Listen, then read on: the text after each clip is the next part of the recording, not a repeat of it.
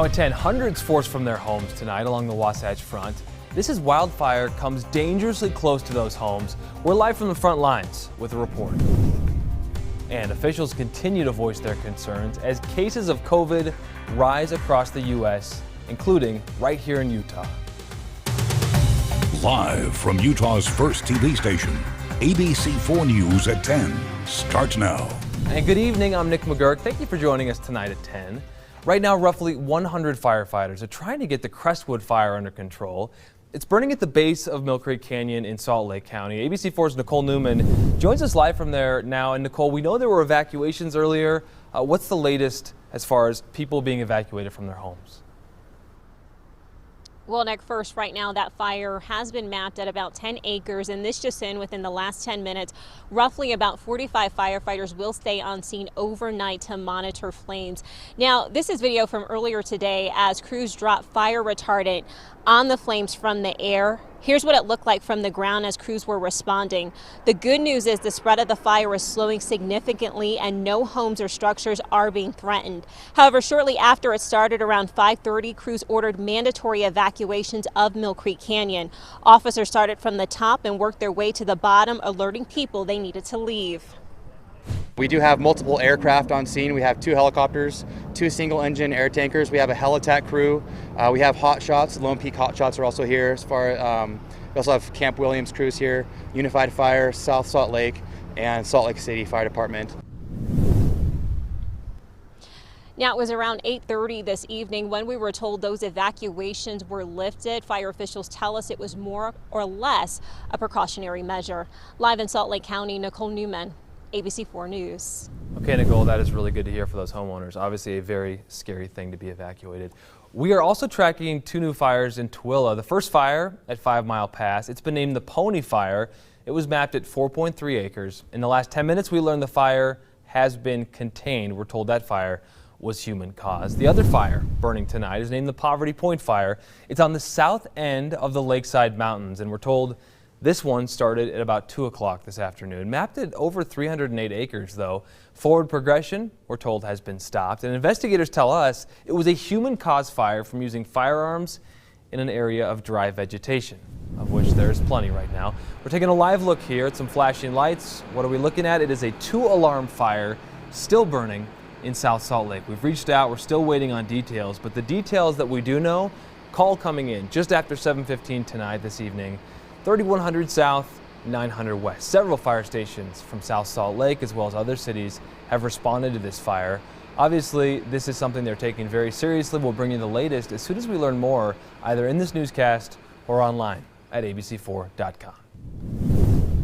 Meteorologist Adam Carroll joins us now. Adam, no surprise, right? It's hot out, it's dry out, but we don't like to see these fires.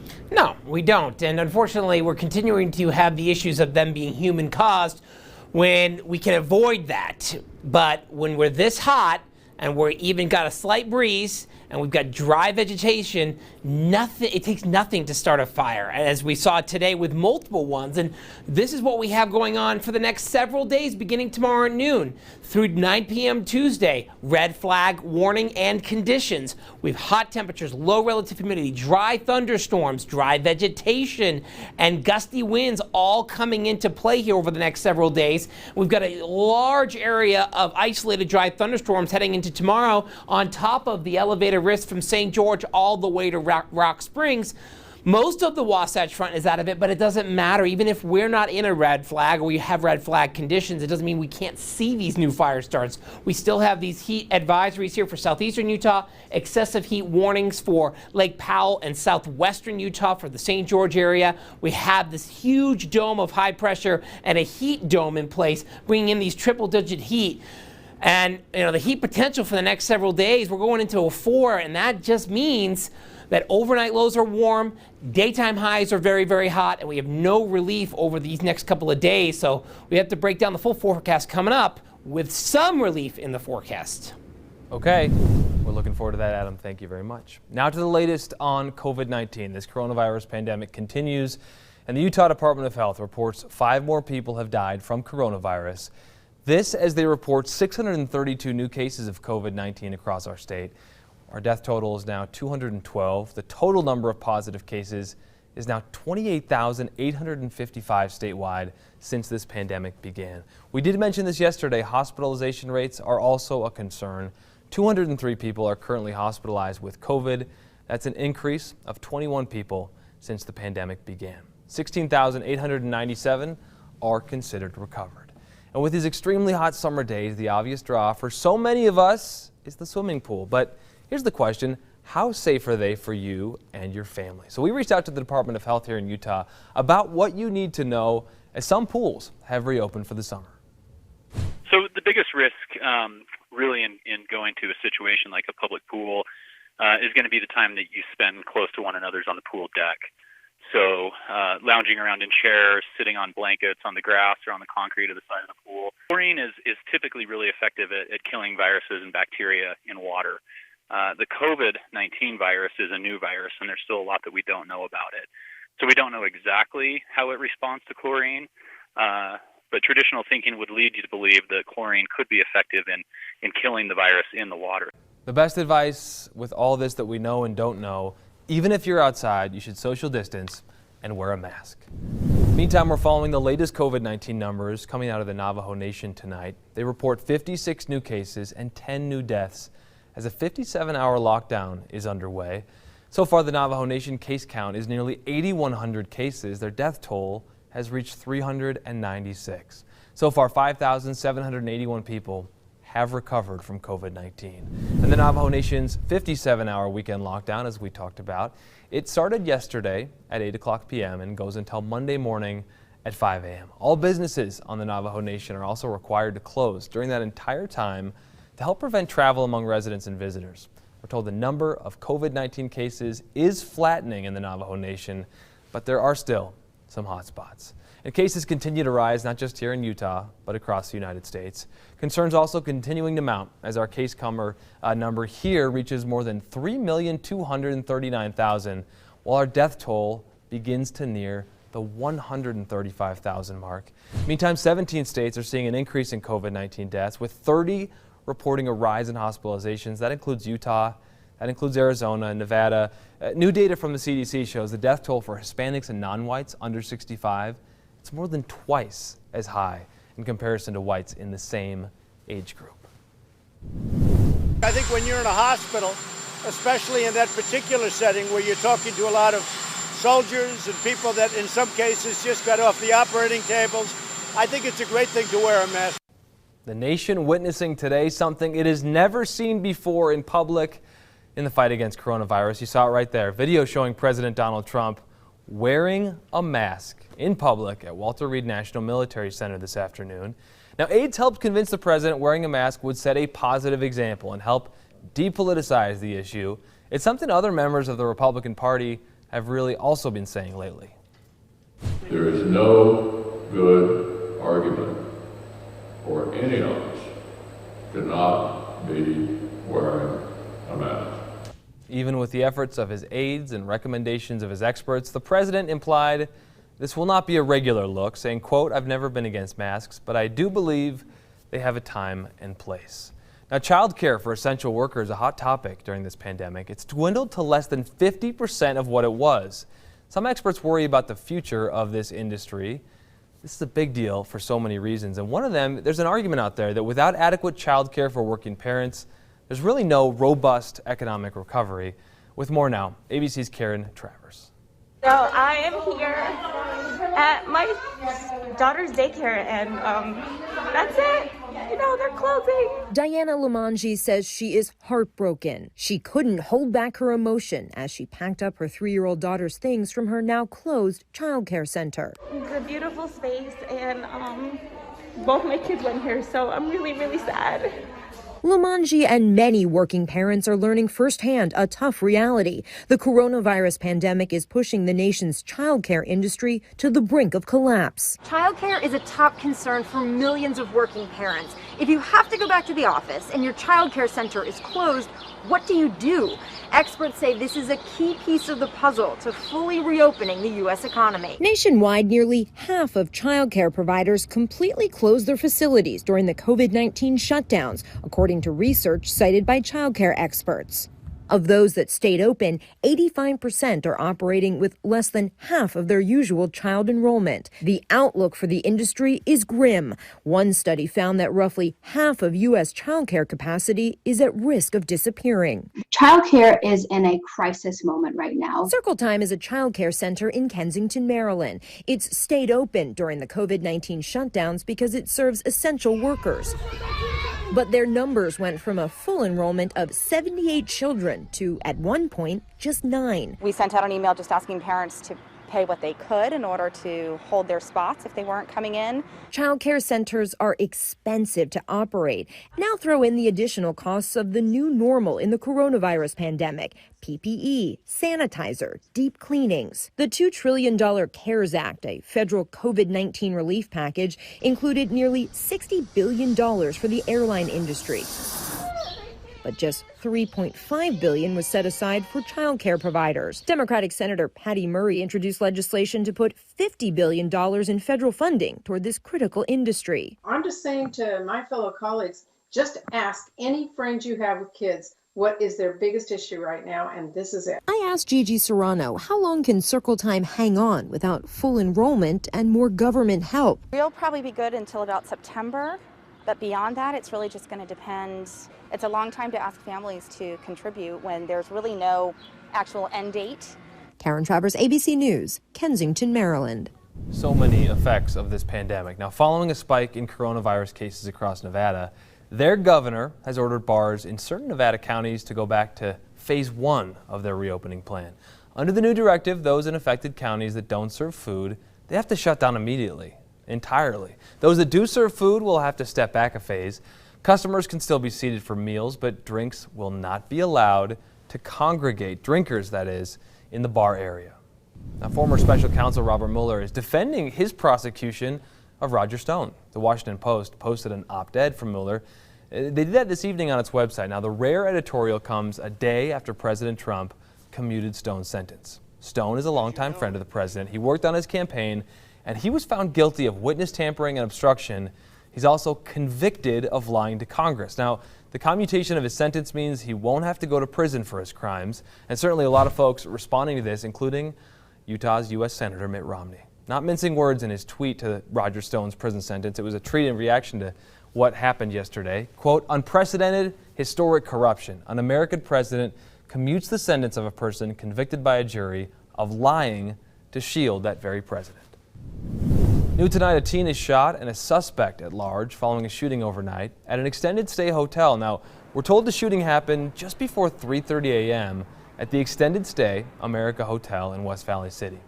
Police arrived to find 45 people fleeing the party. 4 were arrested. Police say they weren't involved in the shooting.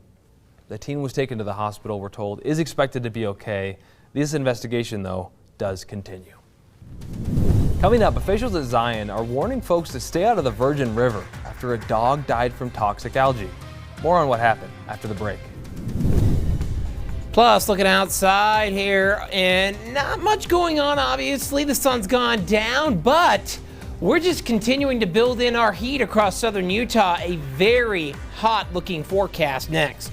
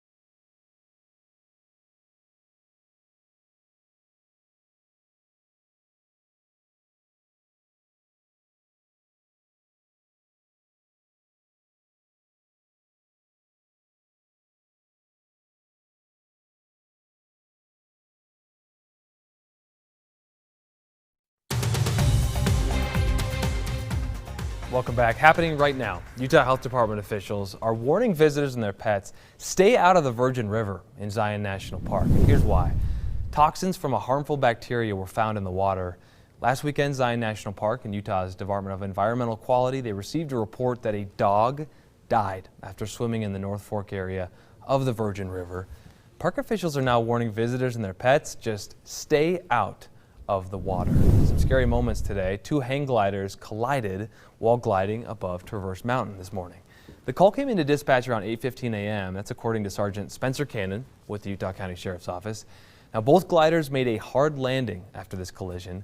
One man received a head and hip injury. He was taken to the hospital. The other was able to walk away. Nobody else was hurt. Well, a community organization is working to get free bikes to kids who need it most. Today, the group Free Bikes for Kids Utah, they held a collection drive. The group says they fully sanitize the donated bikes, and instead of donating them directly to people, they donate to community organizations. Now, their mission is that every kid deserves to have a bike. These volunteers work with the donated bikes. They get them refurbished with the goal of getting them where they are needed most. It's impossible to be against this. You're getting a bike to a kid that wouldn't otherwise have a bike. You're keeping stuff out of a landfill. It brings the community together. And if you want to donate, the group has 2 more Saturday morning donation events at 2250 South Main Street. Those 2 events are on Saturdays in July. So if you want to drop off a bike or volunteer, the group says they can always use your help. Time now for Utah's most accurate forecast with Adam Carroll, Weather Rate Certified 9 years in a row. Adam, are you a cyclist, my friend? I'm not. Maybe casual at times, but overall, it was a nice day to be out on bike. It was hot, and you definitely felt it, and I hope you stayed hydrated and stayed cool as possible.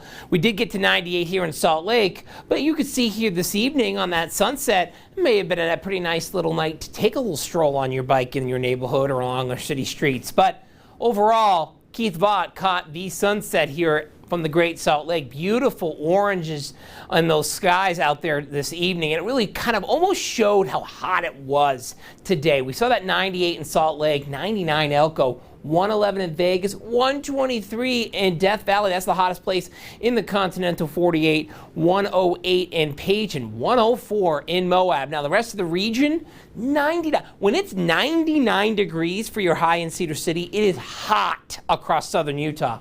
106 in Hanksville, 91 Rock Springs, 86 Ely, and 98 even in Blanding. And we're still hot. We're just a smidge under 100 right now in St. George, 90 in Green River, 84 in Salt Lake, 93 Moab. We're going to be hotter by just a touch tomorrow across southern Utah, believe it or not. And we still have a little bit of cloud cover here kind of moving through portions of the western side of the state. And then isolated storms that occurred earlier today are moving east, and really things are starting to settle down. We've got mainly just cloud cover out there, but you can see we had some activity here not too long ago across Lake Powell, which was a little bit active out there today. You saw probably some choppy waters if you're around the Lake Powell area. Outside of that, it's pretty quiet now, and you can see that we're going to quiet things down overnight. We'll pick it right back up tomorrow with some more isolated dry thunderstorms a little higher up. You might see a passing shower. We have a cold front coming in here across northern Utah. That'll keep a breeze going both in northern and southern Utah, and it will also keep the isolated storms going through the next couple of days, and that will raise our fire risk, but it's going to get really, really gusty on Monday across southern Utah, and that's not good news. But we also have that isolated thunderstorm risk tomorrow across eastern Utah, and that can spell trouble for new fire starts. 97 is going to be the high in Salt Lake, 99 in Provo, 99 in Dugway, 89 in Manila. We have those isolated thunderstorms here across portions of eastern, central, southern Utah, but not so much in northern Utah tomorrow. But 111 in St. George. How about that? That will be one of the hotter days we've seen in quite some time around St. George. Then 110 Monday with very gusty winds. That will really create critical fire danger for Dixie. And then we're looking at mostly sunny skies for the most part across southern Utah as well. For the Wasatch Front, we'll cool things down over the next couple of days here to 88 Tuesday, keep the breeze around most of the week, and then right back up after this cool front comes by. And unfortunately, just not a lot of wet weather in the forecast. Well, you'd think not a lot of wet weather would mean great time to go out and watch sports, but I don't know. It's a weird time to be a sports fan, right, Wes? It is. And those temperatures in St. George kind of look like your golf scores, Nick. Utah Jazz talk about playing in front of no fans, while the Real Monarchs let fans into Rio Tinto Stadium to watch their match today in person. We'll show you what happened when we come back with sports.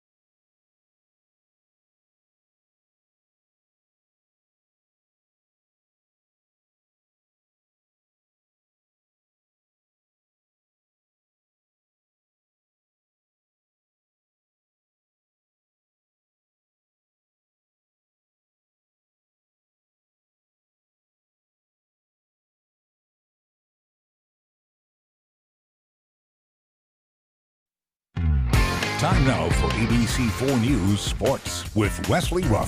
Professional soccer matches have been going on here in the state of Utah, but unlike the NWSL Challenge Cup out in Herriman, the Real Monarchs game welcomed fans in to watch in person at Rio Tinto Stadium today against San Diego. They said they would allow about 5,300 fans in, but less than 1,000 showed up. Those that were there, though, were loud. Monarchs had a chance early in the game. Kyle Coffey passes to Vega, but shoots it over the net. No whistle on the contact. On the other end, James Slayton makes the stop, but the ball comes back to the San Diego team. The Monarchs get the break as the shot is off. Corner kick for San Diego. Grant Stoneman gets the head on it, scores the goal.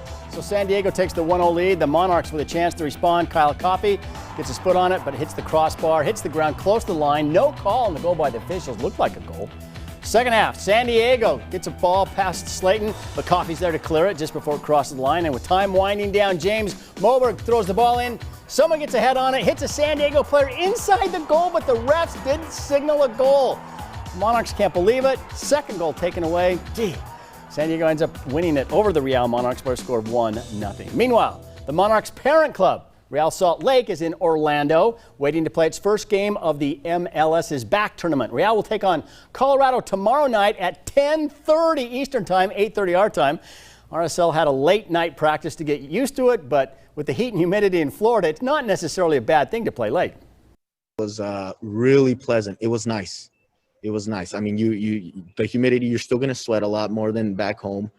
Actually, you sweat back home a lot, but it dries up quick. But but it was good. The intensity of the guys was great, so it didn't affect us too much at that point. It is a little unusual, and for me, it's more of like a physical thing, kind of getting mentally ready and making sure your body's ready to play that late. But again, at the end of the day, it's soccer, and I'm sure once we get out on the field and get in that environment, everything will just start clicking, and things will get back to normal, and the soccer will come out. I think it's going to be tough still, but it's more mental than anything else. I think we were lucky to get that not saying the 10:30 time is easy to play because it changes a lot of things, but I think the weather's pleasant at that time. The Utah Jazz also in Orlando. They held another practice today as they continue to get ready for the restart of the NBA season. Now, the Jazz started the season with a lot of new faces, but they were able to gel pretty quickly. And now as they get ready to start again, they feel like they are further ahead. I coached our team a little bit like a younger team. And looking back on that, I may have done it a little differently. But this time, we did do it differently, and that we have, especially, our veteran guys are more familiar with what we want to do. So we don't have to spend as much time, I think, connecting guys or habits and things like that. So we've just tried to really play. A new team, everybody had to, take time to gel together. But I think now, coach has adapted to the way, everybody play, missing Bojan, having to adjust, the way we play, our style. But I think coach is adapting, a way that helps us out and, play more freely, but still have a lot of structure the way he wants us to play. On the PGA Tour today, the first of two straight events held at Muirfield in Ohio. Justin Thomas having a great year so far. This is the birdie putt. Drains it. He had the lead. Victor Hovland with a birdie putt from distance. Sneaks this one in the back door. Watch it curl around and dive in the hole. He shot a 66. He's 14 under through 3 rounds. Ian Poulter out of the bunker. This is a way to not putt. He just chips it in for the birdie out of the sand. Thomas has the lead, though. He shot a 66 today. He's 16 under par, leads by 2 heading into tomorrow's final round. And getting back to the Utah Jazz in Orlando, the NBA has said that Disney World is going to open up some of the rides on a limited basis for the NBA players who are there in the bubble, so they get to go ride rides free. So they get to go. Yeah, not stand in lines. Tough. Awesome. Golf courses, I know you're a big golf guy. Are they doing well right now? You never know what's going on with COVID. Almost every golf course. We talked to Craig Norman, the head pro down at Hobble Creek Golf Course, had their busiest May and June. Soldier Hollow, same thing. They're just killing it. I sort of figured it would be that with folks needing to go somewhere and golf always being popular in the summer. Okay, thanks, Wes. And we will be right back after the break.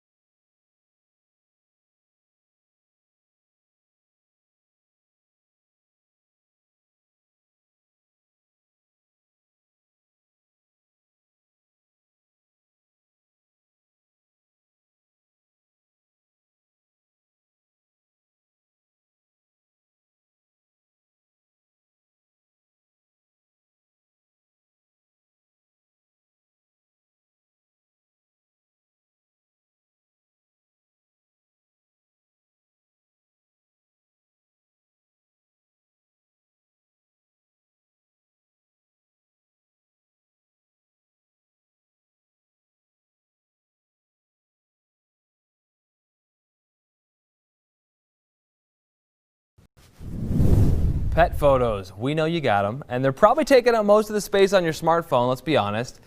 Today's your day to share them. It's National All-American Pet Photo Day, and if you're wondering, who are all these photos of? It's a special day for us because these are our ABC4 family furry friends, and of course you can share them with the world, your own dogs and cats as well. So we know they're vital parts of your family, the more you know, and we want to keep rolling, so everyone who sent their pet photos in gets a chance to see them. The hashtag All-American Pet Photo Day is what's going on online.